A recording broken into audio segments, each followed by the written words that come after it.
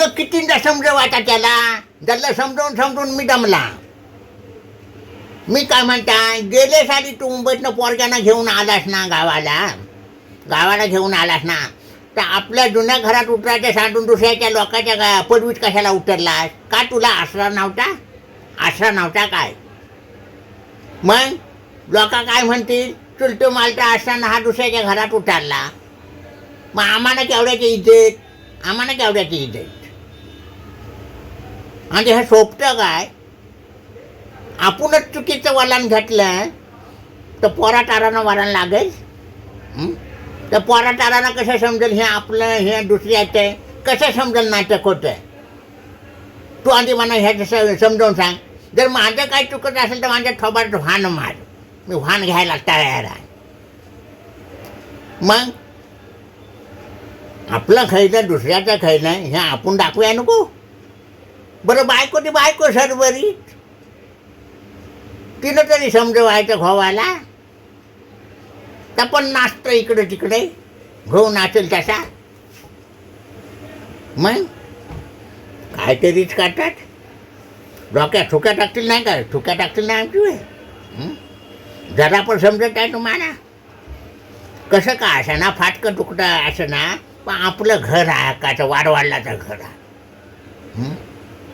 तिथं नाही उतरायचं सांडून दुसऱ्याच्या पडवीत लोक हसतील नाही काय?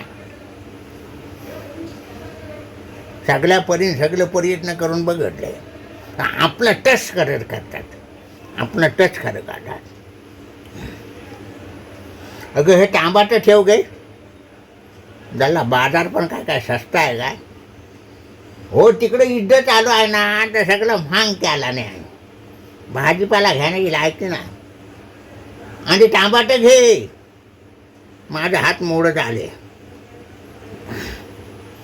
2 निंबू 20 रुपयाला, 20 रुपयाला, 10 रुपयाला एक आहे.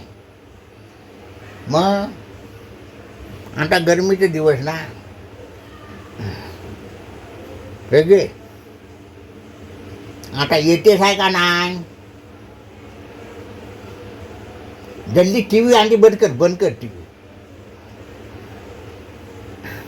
मी लिफ्ट टी व्ही बघणार आहे. हट ठेवलात बघ.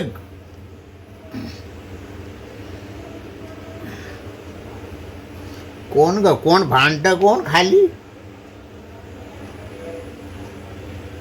जल्ल्या पाण्यावरनं कंदाले झाले असेल.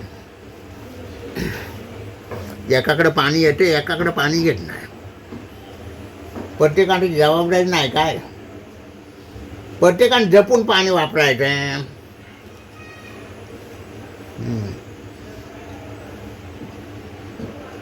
हो कबूल. प्रत्येकाने समजायला पाहिजे. एवढी घरं आहेत, सगळ्यांना वाच सगळ्यांना पाणी भरलं ना, तर ह्या भानगडी होणार नाही. कोण भांडताय? होय काय? थांब हे पण बघ याला. बाय.